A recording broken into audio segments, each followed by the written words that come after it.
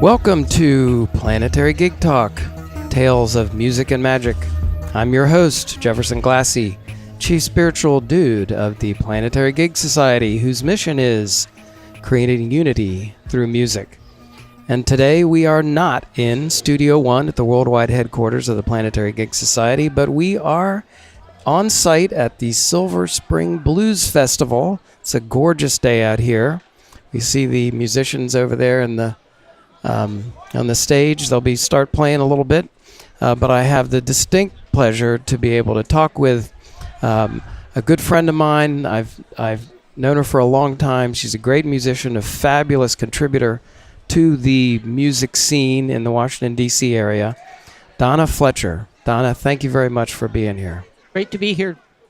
You're one of the several people who I don't know whether I met you actually at Blues Week or at the barbershop, but it might have been simultaneous or not, but it's one of those things. Maybe like 20 years ago almost. At least, yeah, something like that, 20 years ago. Yeah. Or longer. How long have you gone to Augusta? How long ago? Because I've been going for like 30 years. Yeah, so you were going before me. I think I first went in 98, so you went in... Did you go in the 80s or early 90s? It might have been 90, 91, something like that. Long time. Yes, we certainly, I mean, I remember going down to the barbershop in the old days when it first started. We'd hang out, Mr. Bones, Mike Baytop, the whole crowd, and then Blues Week too. And so when did you first, in the 90s, you think you right, started but going to Blues Week? I started playing music when I was I've always been a singer, and I started playing music in high school, playing guitar, because I started out as a singer, and I had a boyfriend in a Kingston trio-y kind of band, and sometimes they would let me come up and sing with them, and then when we broke up, I liked that performing thing, so I had to learn how to play the guitar, so that's how it all started. Nice. Did you sing, do you remember singing as a little child, or? Oh yeah. My mother was a singer, actually. She did a little country western kind of singing back in the 40s, and we used to sing in the car, and that's where I learned how to harmonize. I was a very young kid, and I learned to harmonize as a child, yeah. Yeah, singing with your mother. With my mom, yeah. That's fabulous. And then my sister and I did a couple of duo things like at church, so we did some singing early on. So primarily a singer, you were a singer from as a child and then up into high school. Right, did the choir thing, I was musical theater, parts, always the second lead to the star, the understudy to the second lead in several plays. Through high school and college, it was just my luck to be the understudy and never actually got to do the show. Yeah. What kind of music do you remember singing in that period of being, as you were growing up through the teenage years? A lot of country stuff, because that's what my mother liked, And then, of course, once I got to high school, it was more of the R&B. I liked a lot of the doo-wop stuff and girl group things. I wanted to be a Dixie Cup. A Dixie Cup, yes, going to the chapel. But by the time I was old enough to maybe do that, the whole girl group thing had kind of gone away. But I did get to sing with them. Did you? I did. They don't know it. But they were. Somebody should tell them. Well, I have proof. I have it on my phone. They were at the Smithsonian Folklore Festival a few years ago, and they did Going to the Chapel, and I was right up front, and I was singing my Harney part, and I have it on tape. So they don't know it, but I did sing with them. Nice. That's pretty cool. So when you did pick up guitar, you were doing, did you say blues at the time? No. I was doing, Joni Mitchell and Judy Collins and that kind of stuff. This is high school, and then through college I played at the coffee houses at school. And kind of getting to the topic that we'll get to later, I ended up, was in the school in the late 60s, and, it was during the anti-war period. Yeah. And so I used to sing at the anti-war rallies, but not so much political stuff, but, the genre of the sort of folk singers of the day. Right. And when you first started playing guitar, did you take lessons? Did you start figuring out chords to records? Did you hang out with friends and they told you what a C was? Well, I actually was a waitress at a coffee house that was near my house in an old church that had been converted into a coffee house, and I was a waitress there. So I got to hang out in the green room because I was a waitress, and that's how I met the banjo player in the Kingston Creole group. But so I was around a lot of musicians, and then I picked up the guitar, but I was mostly self-taught. I mean, the first real lesson I had was when I went to Augusta the first time. Wow, which was many, many years later. Yeah, and you went to Blues Week first at Augusta? I did go to Blues Week first. The reason I went, I had kind of dropped out. I'd played a little bit, I did a lot through college, and then kind of dropped away from doing music for quite a few years, and long story as to why that might be. But I was trying to get back into it a little bit, and I looked at a catalog. Somebody told me about Augusta, and I looked at the catalog, and I thought, Blues Week. I've always wished I could play a little more rhythmically. So I don't really know anything about blues, but that, I'll probably learn something if I go there. And I was very, very fortunate because my first teacher was John Cephas. Oh, my goodness. Who became, I could already fingerpick. I didn't know I didn't know any blues licks, which a lot of the all men, and then there was me in the class. But I knew how to fingerpick, so I could pick up that part. The little runs and everything I could not do. But John became both a teacher and a good friend over the years, and so I feel very, very honored that, learning from the best, as it were. And then, of course, I'd been going to Augusta for many years, so I've had many teachers since then, but John is the one who really introduced me to blues. And that was also the other thing that happened at Blues Week was there were all these women from who were strong musicians and strong women, and the whole women's blues thing, and how powerful that was. And it just really spoke to me, and that's when I started doing that, which is about 30 years ago. Well, yeah, there's some, in the early days of Blues Week with John Jackson and John Cephas, even Gay and Ann Rapson started out as students in the 80s, because I've talked with them about that. They were the first people I met. They were students the first year I went there, and they were living across the hall. That's in the 80s, I think. I guess so, yeah. Yeah. They were across the hall. It was sort of like your dorm, your first day of school at the dorm. And they came out in the hallway and they introduced themselves.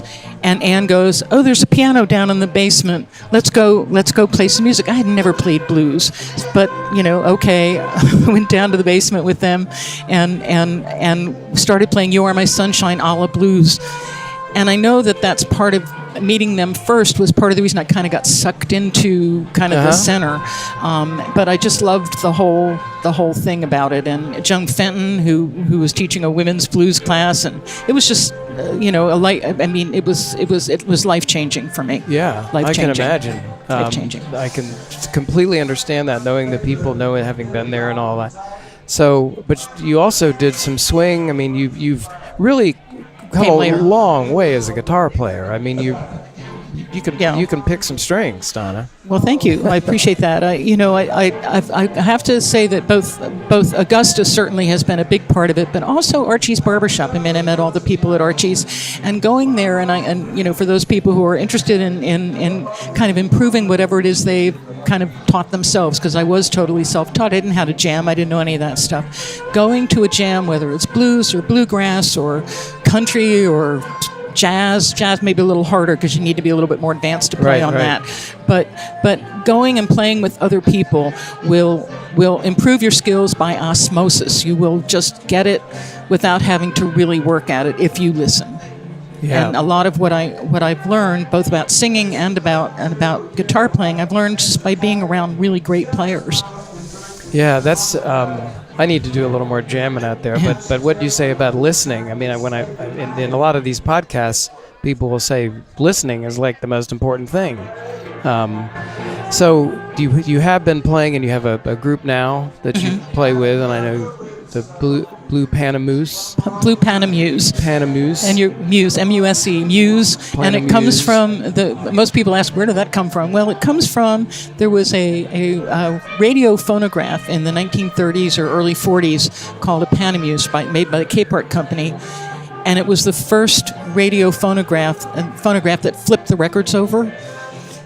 Wow, that would be pretty advanced. Right, exactly, and it came in like Chippendale cases. It was something that only very rich people could afford. But anyway, when I read about that, and I thought, we do a lot of music from that era, so that's the name of the band, because we've been going around as Fletcher and Friends, or some random name, and that was how the name came about. Yeah.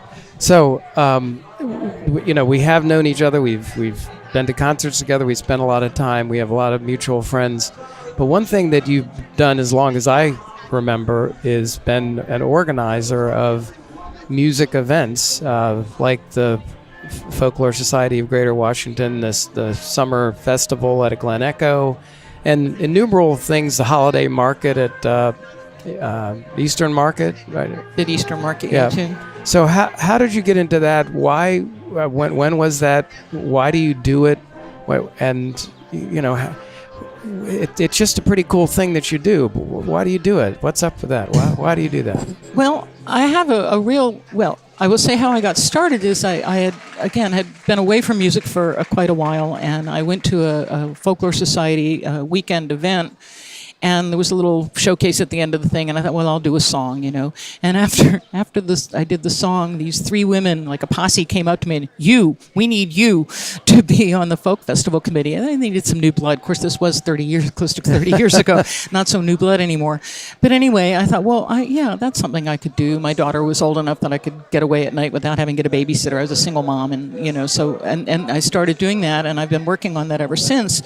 One thing leads to another. I'd been booking the Washington Folk Festival for quite a few years and knew a lot of people, had a Rolodex with a lot of names in it. And I was at the Smithsonian Folklife Festival, and a friend that I knew from my neighborhood on Capitol Hill was like the 4th of July or something. He said, just this week we decided that there's going to be a music concert series at the Eastern Market. And it was because Eastern Market had burned down. I remember that. The farm, yes, absolutely. The big fire. And the market was open with some temporary facilities, but people didn't know it. So they thought maybe if they had a music concert series that maybe people would come back. Well, from that, we were up and running within 2 weeks. I said, well, I know a lot of people, and I was able to get, I think Daryl Davis opened up for us, and we had Warner Williams, we had all kinds of people, because I had all that information from my work on the festival. That led to, and we did that for 4 years. That led to me being asked by the person who runs the downtown holiday market, and also a thing at the Eastern Market, flea market at Eastern Market. Right at the time I was retiring from my day job. Congratulations. Right. Whether I'd be interested in booking the Downtown Holiday Market, which is a 3-week-long event, big deal, very high end. And so I've been doing that. I think this is close to 10 years now. And it's 70 shows over... That's amazing. 3 weeks, yeah. It's a lot of work, but you asked me why I do it. Same thing with the Folk Festival, because it's obviously a lot of work. I feel like, if there's a skill or there's a talent or whatever that I have, aside from being able to play myself, it's organizing. I mean, I had that kind of managerial job in the world, right. And that, it requires, there's a lot of stuff that goes on behind the scenes to putting on a festival or any event like that. Kind of behind the scenes, kind of thankless, but the musicians thank you.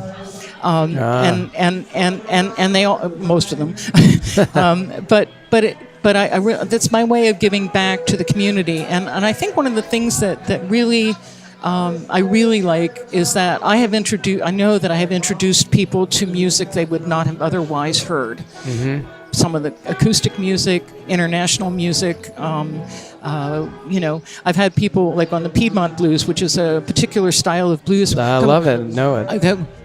I didn't know that was blues, because it's more of a country feel, a little bit, right. It's a little bit different.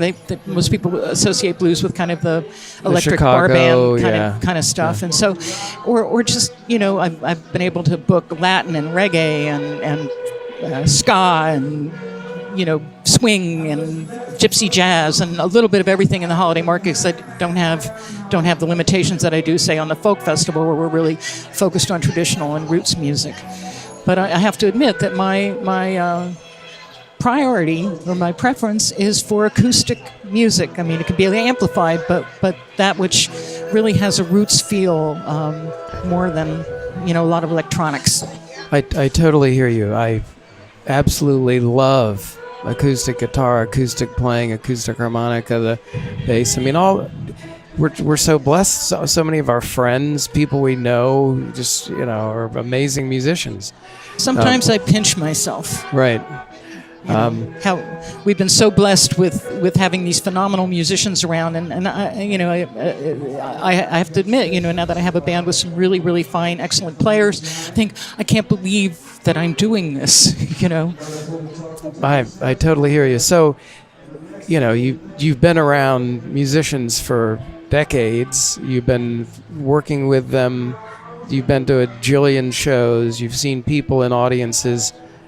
I mean, what is it about music? I mean, if Warner Williams starts playing, your toe has to start moving. It's just there's something. Part of the reason that we're involved with the Planetary Gig Society is it's so powerful. Music is. I mean, we practically are music.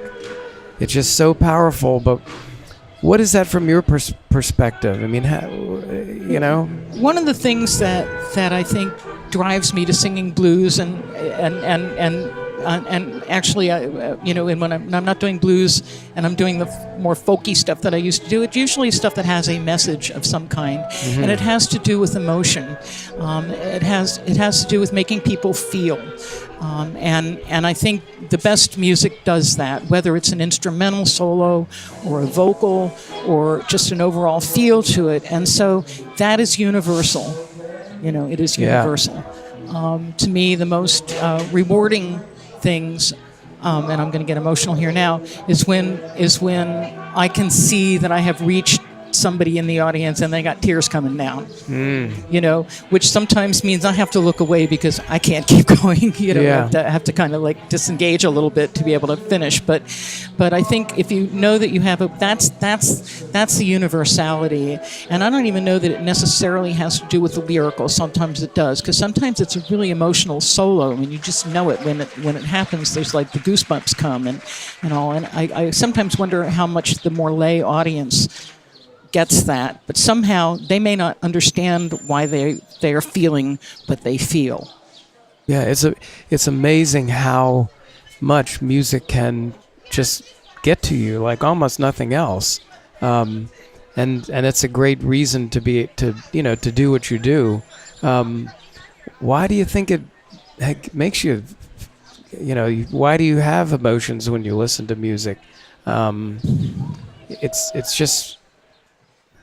It clearly, one wonders in our evolution, how it is that because even other animals relate to music at times. I mean, I remember a time when we was sort of practicing guitar out in the backyard, and there was a little bird that sat on the fence, Yikes. Came down, stayed, and as soon as I put the guitar away, flew away. Coincidence? I don't know, but I like to think that he was listening to the music. But you can see it. You can see it on the YouTube sometime. You'll see that there are animals that are relating. So I think there's something in our systems that make us relate to rhythm and make us relate to pretty notes and things. And I don't know about everyone else, but even if it's not a kind of music that I particularly would put on my first choice of music tastes, boy, if there's sometimes when it like hits a spot and I get the goosebumps and I don't know why. It's not like it's involuntary. Yeah, it's just involuntary. I mean, perhaps it sort of brings us to a commonality, a place where we all get that type of emotion from music. But you do have to listen. You do have to listen. It's important. If it's background, you don't get it. It's only when you're really paying attention. When you're sort of participating in it. And that's exactly right. Listening is a participatory sport, too. Listening is a participatory sport. I like that. That's really good. So, you've been helping out with these shows for a long time. In terms of, almost effects on society. I mean, the Glen Echo Folk Festival is supported by the society, and I guess probably funds from the Park Service, Glen Echo, and the holiday market is supported by the. I'm not sure what the role is now, but Downtown Business District has some role in it. But the vendors pay to be there. So part of why they hired me, they used to have a kind of a y'all come thing when it was newer, and then the quality of the vendors there is much higher. They get them mostly from the mid-Atlantic region, some further away, but they're high-end vendors, and they realized they needed to make the music fit, the entertainment fit that. So that's how I was involved. They liked what I was putting on and figured I knew something and was able to do it. And I think, I mean, it must be worthwhile for these organizations, for governments to do this. We could use more of that. It's a cultural thing, but the support for the arts is always a question. There's not a lot of money in it for the artists or for anybody. Certainly not for me. But and for most of the groups, it's difficult. The funding, is always a difficult thing. And you do have, I mean, when I think about where things were maybe 20, 30 years ago and where they are now, though, there are multiple festivals. Every weekend there's something in the Washington area, or 2 or 3 or 4 in competition. So you do have a lot more free events. So you clearly have more support for the arts and for cultural events in all the little towns around D.C., the little neighborhoods and whatnot, than there were. The club scene, I think, is a little more difficult because there's not a lot of money to be made. And I think about some of the artists that I know who are full-time musicians, and boy, they have to literally eke out a living. Asking why I do this is partly because I know that I can help some folks get some visibility and they get some gigs and all. So, because I'm certainly not doing it for any other reason except that I really do enjoy watching the crowd, and watching the seeing how people are enjoying the music. So it is just sort of that universal thing. You're watching a crowd, like we're watching a crowd now. Robert Lighthouse is playing. They're just enjoying life more. And we need more of that. We really need more of that. To me, there's also a political aspect to it. And having started in the late '60s and having played in the coffee houses and the festival, the rallies and whatnot, there was a political aspect of it. And I think a lot of the music that appealed to me then and still hasn't appealed to me is music that has a message. And a message of hope, message of love, message of anger sometimes, but clearly things that have that. I think the one area that's different now, and I think is the whole what the younger people are listening to. A lot of it is very, very political. It's difficult for me to listen to because I just don't like it. The punk scene and all that. It's very harsh and all that. But I think it's coming from the same place as some of what I was experiencing in the late 60s, early 70s when our 60s music had a political aspect to it. It's a little angrier and it's a little harsher and it's, boom, boom, boom, boom, boom. It's like I can't listen to it, but when I hear the lyrics, I recognize that this is coming from the same kind of place. Yeah, well, I've talked with a lot of people about the barbershop and how we sure could use more barbershops, places when people know they can go hang out and play music. And what you're doing is you're really, Planetary Gigs is about more gigs around the planet. So we're kind of aligned there. I guess, governments and society must feel that it's good to have this outlet for musicians. I guess you're really helping to get out there, aren't you? Well, I hope that's true. Like I said, it's a lot of work, and I do get paid. But I think if I worked it out by for the hour, it's way less than minimum wage. So I'm certainly not doing it for the money. But I do it for the reward of knowing that I'm helping other musicians who most of the people that I book are people who make at least most of their income from music, and that's a really tough life. It gets them exposure. I'm always really happy when I find out that due to whatever gig I gave them, that they were able to pick up a wedding gig or some other thing that was probably better paid than the one that I was able to give them, and that they increased their ability. They sold a bunch of CDs. They made their lives a little more comfortable, and they enjoyed it. They had a good time, and the people who watched them had a good time. So that's why I do it.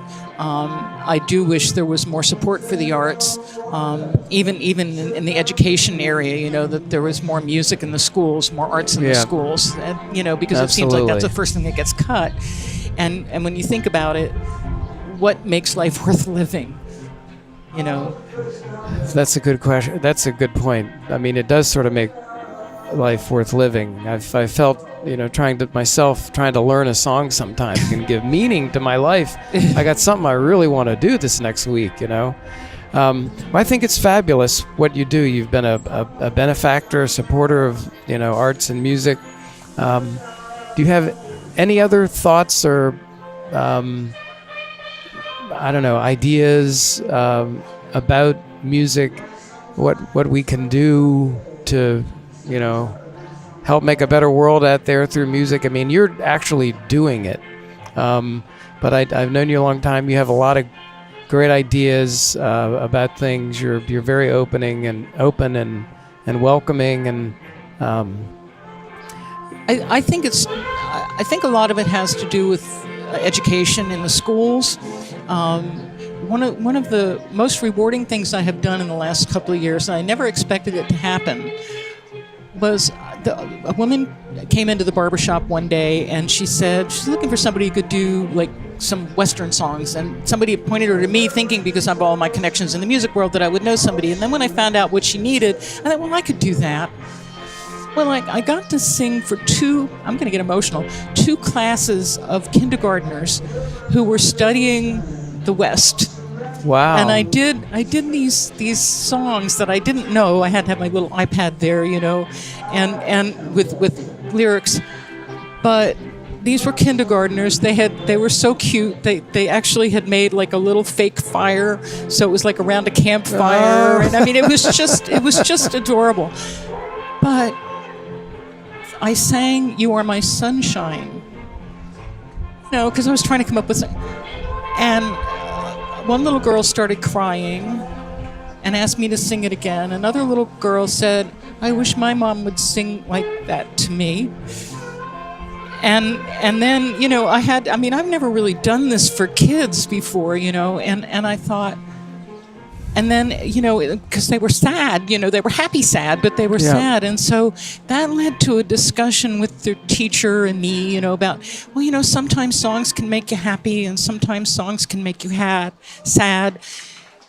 And honestly, that was one of the most moving things I've ever done. Wow. To see how much that music, simple as it was, there were a couple of silly songs, and, I'm an old cowhand, and, a couple of things like that. But it was the "You Are My Sunshine" that really hit them. And that's when I realized that if you do it early and you get them to love and understand and appreciate how music can make you feel, make you both sad, happy, funny, silly, dance, whatever, that will bring us all together. Oh my God, that's so beautiful, Donna. That's a very touching moment. I mean, it's just singing for kindergartners. I have a little granddaughter now, and singing for her, just shaking an egg with her is amazing. So thanks very much for taking the time today. It's as I said, beautiful day out here. Had been wanting to talk with you for a while. You do great work for musicians, artists, the whole community. So thanks very much, Donna Fletcher. Really appreciate it. Thank you. It was a pleasure. I always learn something about myself when I'm doing something like this. It's great. Okay, everybody. Donna Fletcher, thanks very much.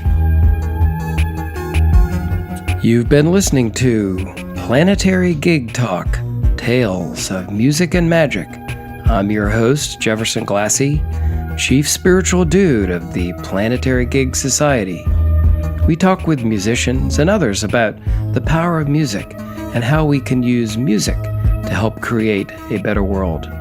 Please check out our website, www.planetarygigs.org, for information about some of the organizations promoting music and musicians, resources about the power of music, books, movies, articles, including new research on music and the brain. We welcome your support. Planetary Gig Society is a Section 501c3 charitable organization, and you can donate on the website. You also can receive a free email signature block demonstrating your support for Planetary Gig Society. Please follow us on Twitter, Instagram, and Facebook at Planetary Gigs. And we want to thank fabulous musician and teacher Eric Weinberg of Little Eric Studios for the Planetary Gig Talk music titled Chill Kid, It's Saul. So please check out Planetary Gig Talk on iTunes, Google Play, and Stitcher. Subscribe and hear all the upcoming episodes. Thanks very much.